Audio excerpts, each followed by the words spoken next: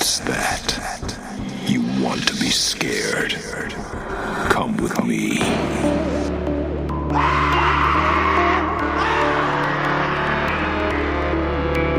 You will experience tales of horror, ghosts, and death. It is not recommended for the weak at heart.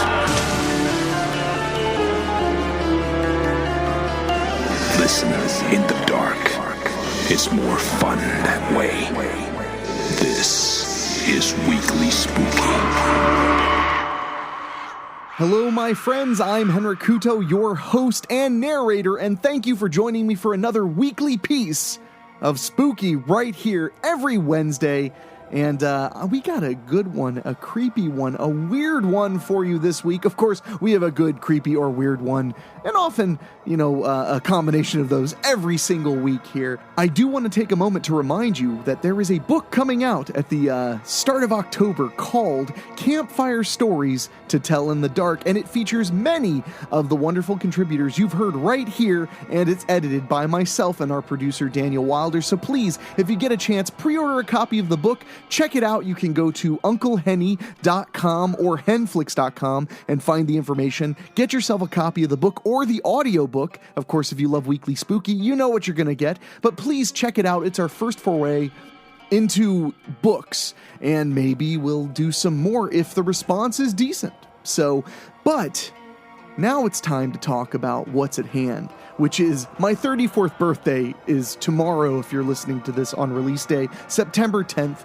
I am pretty excited. It's been a weird time. I think everybody would agree. It's been a weird time for the last few months, so it's weird having a birthday where you can't really have a real deal birthday party, but I think I'm still looking forward to it. I have a lot of great people in my life who've been reaching out, and you Weekly Spooky listeners who are growing every single week are making things even better, so thank you for listening. If you love the show, please go to weeklyspooky.com. There are lots of ways you can support us. You can join Patreon, you could leave us a tip, you could buy a t-shirt, a cell phone case, anything at all will help us keep on keeping on, because this October we'll be reaching our 1-year anniversary.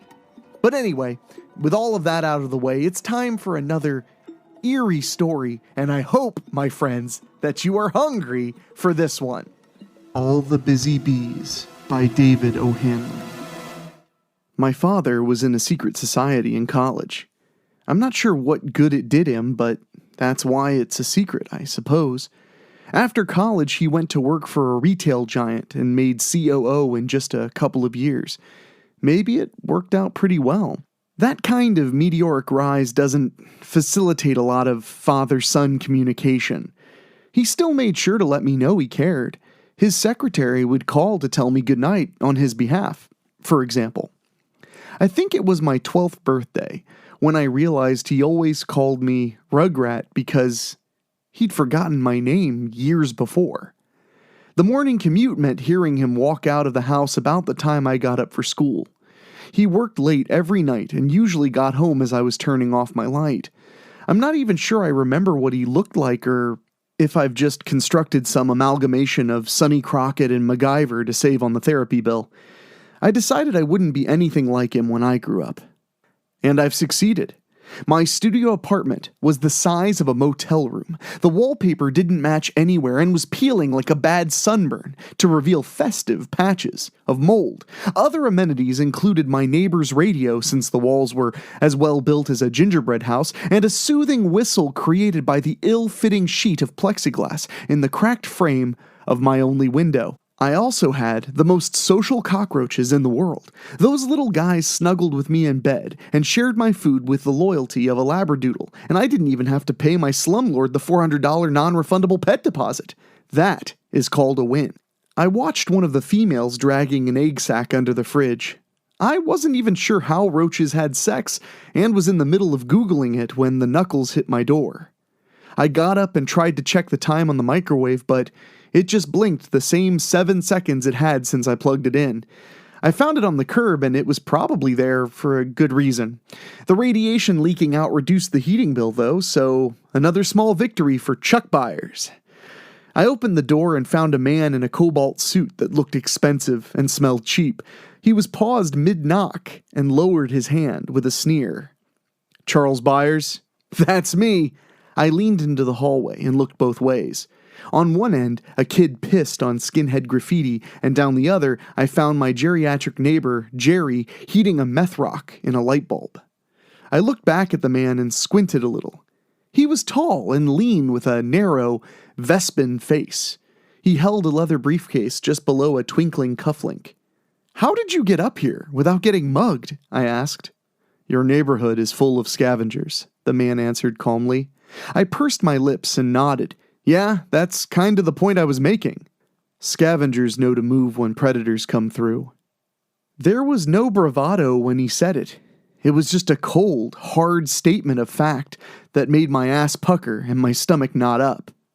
He asked to come in, so I showed him to the folding lawn chair that counted as my furniture. He sat his briefcase in the chair and turned to me. His hand disappeared into his jacket, and my life flashed before my eyes. It was a disappointing show, to say the least. Then he pulled out an envelope. "My name is Richard." He wiggled the envelope. For me? "No, Mr. Byers. I just find reading my mail more enjoyable in a stranger's shitty apartment." He didn't even blink, let alone smirk. He just wiggled the envelope again. I took it gingerly and flopped onto the bed. It felt funny, not like a normal envelope, but more like an old dollar bill. It was the kind of envelopes you bought when you ran out of ordinary things to blow money on. At least, I guessed it was. I hadn't used an envelope since 2004. Inside was a letter from Errant Extirpation Solutions. What is this? It was all in the letter. Dad was the majority shareholder in AES, and when he died the week before, it all became mine. I guess I should have been upset about his passing, but he wasn't any less available dead than he had been alive. Still couldn't remember his face, just his bushy mustache. No loss, plenty of gains. I stepped off the private jet with Richard in tow. A withered old man leaned on a cane amidst a sea of suits. The old man held out a veiny, liver-spotted hand. "Erwin Squire, it's a pleasure to make your acquaintance." "Likewise," I shook his hand, which was suspiciously cold and moist like a piece of raw chicken. I rubbed my palm on my second-hand jeans. "The letter you sent didn't say much, and I've been asking Richard for more details." "Good luck with that!" Erwin's rasping laugh made me jump a little. It was like one of the alley cats back home hacking up a steel wool hairball. "I don't employ Richard for his conversational skills. He glares at people and they do what I want. It's a more efficient method than asking. You'll be riding in the Bentley. I hope it's to your liking. Your father was a picky bastard." "We don't have to worry about that from him, sir," Richard said over my shoulder. "Chuck has no standards. Shall I ride with him?"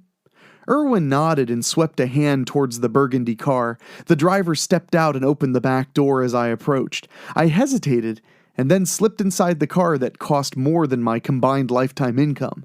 The back seat seemed to melt as I leaned against it, and I sighed pleasurably. "Does it meet your tastes?" Richard asked as he dropped into the front seat. "Oh yes, it's just fine." I watched the chauffeur shut my door and slipped back behind the steering wheel with the grace of a dancer. I've never ridden in a car like this." "Color me shocked." Richard took a pair of gold-rimmed aviators from his jacket and slipped them on over his frigid eyes. "I don't want you to get the wrong impression about me, Chuck. For starters, I hate calling you that. Not because it's informal and thus unprofessional, but rather because it is the stupidest name ever. I loathe it." "Blame my father," I said with a sympathetic shrug. "I do. Moving on. You are now the majority shareholder in AES. This also entitles you to a place on our board of directors and the professional assistance of myself, a fact that I find almost as distasteful as your name. I do not like it, and I am sure that you will not either." The car pulled away from the airplane and found its place in the convoy leaving the private airfield. Richard turned slightly on his hip to face me. "Your father was a mean-spirited go-getter. He set his sights on something he wanted. He made a finger gun at me and fired, and then he took it. You're not that kind of man. Is that a good thing or a bad one? Richard's eyebrows raised and he turned back around. Neither, I suppose. Not every dog can be a fighter, Chuck. Sometimes a mutt's only good for a bait dog. I thought about what my sociopathic secretary said over the next 40 minutes. I fought the urge to ask when we'd arrive and just stared out the tinted windows as rural Arkansas passed by, with little to offer. I wasn't sure what AES did or how my father even learned of the company from his office in Cincinnati. Richard was an odd one, too. His terrifying monotone voice had the slightest hint of an accent. Maybe Eastern European. Definitely one of those countries Bond villains come from. Then there were the cars and class of Irwin Squire. Thanks to my ex-girlfriend, I had seen enough Toby Keith videos to know these guys didn't belong in the trailer hood. So, what the hell were we doing in Arkansas? I was somewhere between self-realization and reliving a 6-month-old argument with my former boss at Hamburger Hamlet when I noticed the factory in the distance. I watched as the vehicles made the turn in sequence. Fascination is the only word that comes to mind at what I saw next. The cars wove through a series of concrete barriers like the news shows outside of a foreign embassy. We approached a 12-foot-high fence and 2 guards armed heavily enough to give G.I. Joe a boner. The car shook as it rolled over a cattle guard that Richard said was for bomb inspections. We continued down a long path, and more of the facility came into view. For the most part, it looked like any factory from the city, except for the black glass tower rising up from the middle. It wasn't a tower in big city terms, but the 6 stories of shimmering darkness stood out in the flat wasteland of eastern Arkansas the same way the surrounding bean fields would have marred the complexities of beautiful downtown Cleveland. The cars pulled into designated parking spaces in the lot under the tower like synchronized swimmers. No movement was wasted as each vehicle halted and its crew disembarked to prepare a line of defense all the way to the elevator. Richard personally escorted me there, and we waited for Squire to join us. The old man ambled inside, his cane clicking gravely against the imported Macassar flooring. I stepped in, and then Richard attempted to, but was met with the tip of Squire's cane squarely over his heart.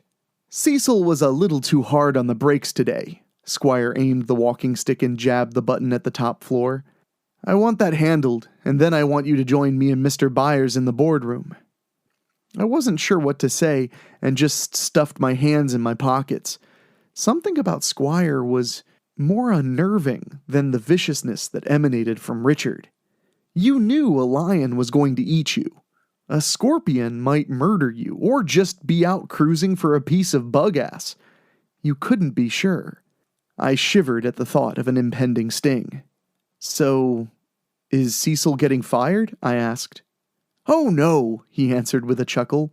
It's hard to find good help, and Cecil has been with me for several years now. He simply needs a reminder so it doesn't happen again. Right, I nodded like I knew what the hell that meant. That makes sense. I'm an old man now, frail even. It physically sickens me to say that, but I have to be more careful than ever before. Happens to us all. If cancer happened to us all, would it make it cupcakes and rainbows for the dying? I smacked my lips. I suppose not. I knew your father for a long time, Charles. I prefer Chuck. I don't. Squire coughed softly into the crook of his arm. I was a professor of his. He was a brilliant student. Not academically, mind you. In fact, he was a complete idiot in that regard. Where he lacked talent, however, he made up for it with tenacity. The elevator dinged, and the doors spread wide to reveal my new kingdom. Offices lined all 4 walls, and in the center was a round, entirely glass room.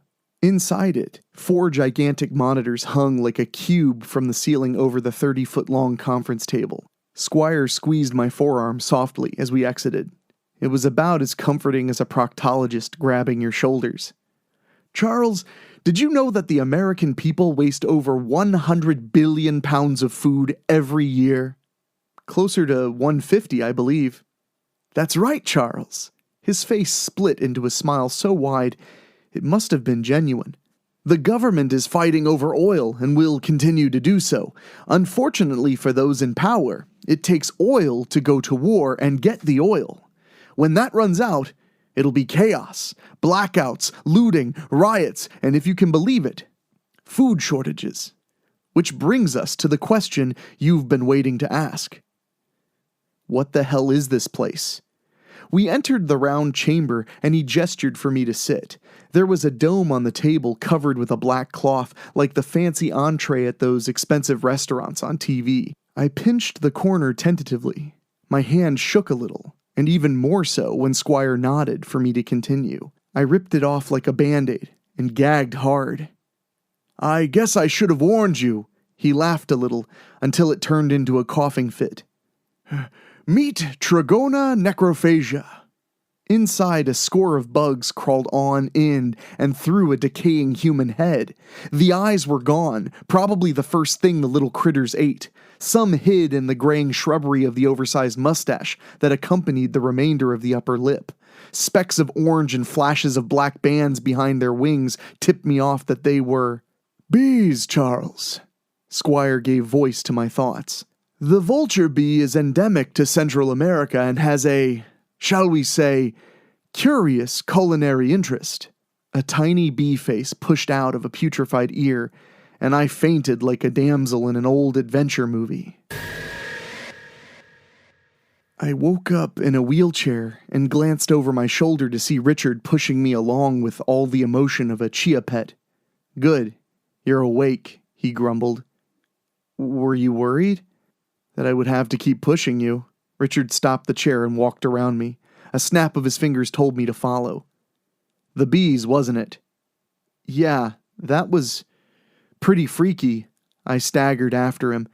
And that head they were crawling on, I mean, who was that? Your father. Richard glanced back at me. I thought that was obvious. Irwin killed my dad? Mr. Squire no longer kills people, or my employment would only be part-time. Richard stopped and turned toward me. And no, I didn't kill him either. Your father did way too much cocaine and had a stroke. Oh. It is an unfortunate but common occupational hazard. We don't exactly have governmental approval for what we're doing here, so we fed your father to the bees. Richard waved for me to follow him into a transparent cube at the end of the hall. We stepped in and the doors closed behind us before another set opened in front. On the other side we were greeted by Squire, two middle-aged ladies and a guy that may or may not have been John Travolta. Also on the other side of the door was a horrible, continuous racket, a droning buzz underneath the heavy whirring of industrial machinery. Squire pointed up to the ceiling and I stumbled backwards. Richard braced me with a palm and shook his head disapprovingly. Millions of the bees, if not more, swarmed around hives, each the size of a family sedan. They can't sting you, Charles, Squire laughed and hobbled along like he was on a tour. They serve as an inspiration to our mindless little workers. We walked to an intersection where a forklift was collecting pallets of plastic crates. Squire pulled a jar from one of the crates and held it up over his head like he was presenting Simba on Pride Rock. The brown syrup caught the light and shined with a reddish hue. Honey is a superfood, Charles, that never spoils. Unfortunately, it has minimal dietary value. He handed me the jar and continued his casual stroll.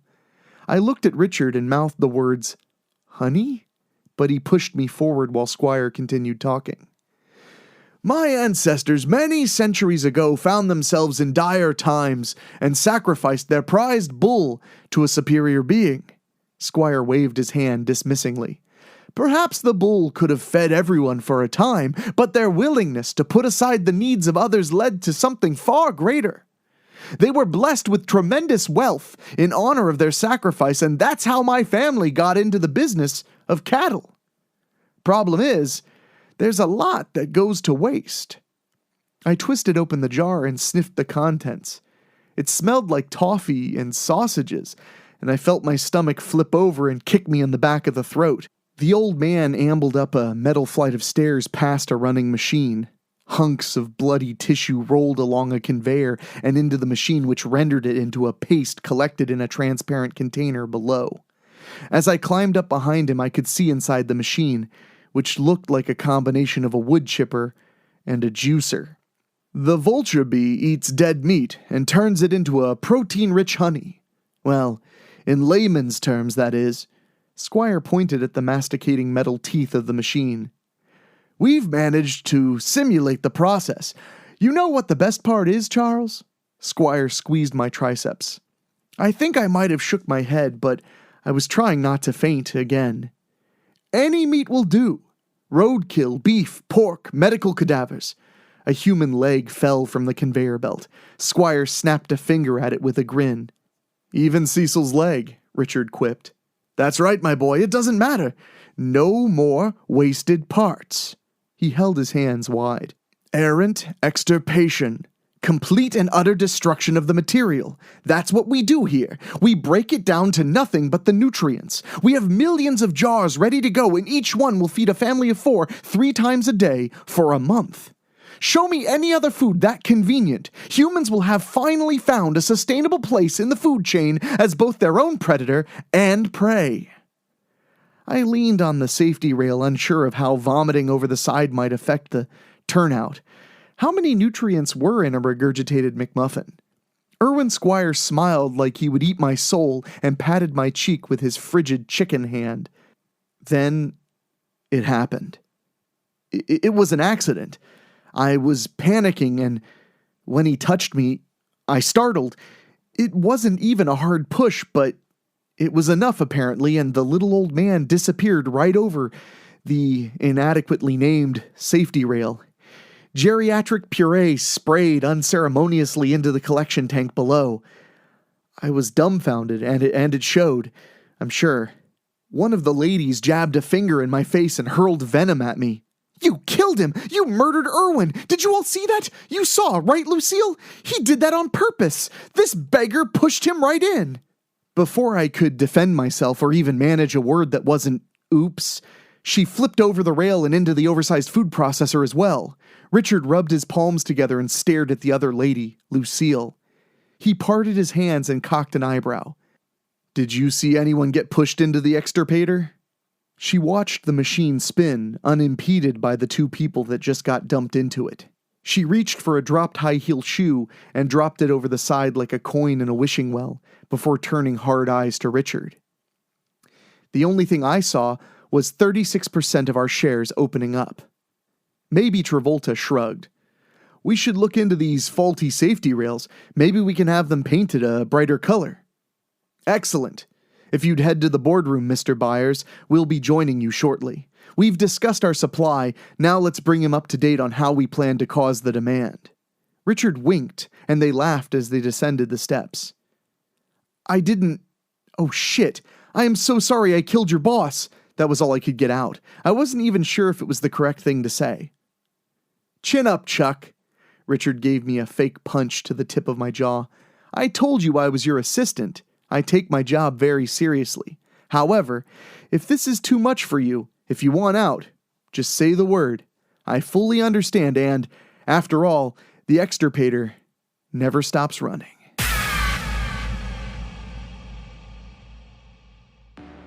I'm glad I did this story right after lunch, because otherwise, I just don't know how hungry I would be. That was a great twist on kind of the Soylent Green is people kind of deal, but doing it with honey, which I think a little bit of honey helps the cannibalism go down, if you know what I mean. But no, that was a great one, written by David O'Hanlon. David's work, of course, can be also read in the brand new book, Campfire Stories to Tell in the Dark, which you can find out more about if you go to unclehenny.com, or you could probably find the information at Weekly Spooky if I'm not too lazy to post it, because I am about to get real lazy in excitement for my birthday. I'm going to go out of town overnight, spend some fun times in a cabin with my dogs. It's going to be super nice. It's a gift from my wonderful mother. She is pretty boss. But real quick, I also want to say huge thank you to our Patreon supporters who have been, most of you guys, supporting us all the way through the pandemic and really have made a huge difference in my life. So I want to thank Karen Ouimet, Jason Lindberg, Jack Kerr, Jeff Hilton, Craig Cohen, Rob Fields, and Kevin Fry. You guys and gals have really made a huge difference and allowed us to keep doing the spooky on the weekly. You've also allowed me to do some awesome photography projects, some cool short films. So if you're into multimedia, maybe consider checking out the Patreon at weeklyspooky.com, because you're not only supporting the podcast, you're supporting lots of other types of art and getting first looks at many of my feature films. So I hope you guys are feeling spooky. I went to my first Spirit Halloween store last week, had a really good time. I'm already mentally deciding what I'm going to buy to deck my house out, because I'm one of those losers who put up my Christmas lights to try and spread peace and joy during the pandemic. But now I'm going to swap it out with the spoopy shit, and it's going to be good. So anyway, my friends, I am out of here. For Dan Wilder, our producer, our wonderful composer Ray Mattis, and myself, Henrik Kuto, please stay safe, but also stay scared, and I will see you next Wednesday. Thank you for listening. Make sure to find your way back next week. But for now, you're safe. Trust me.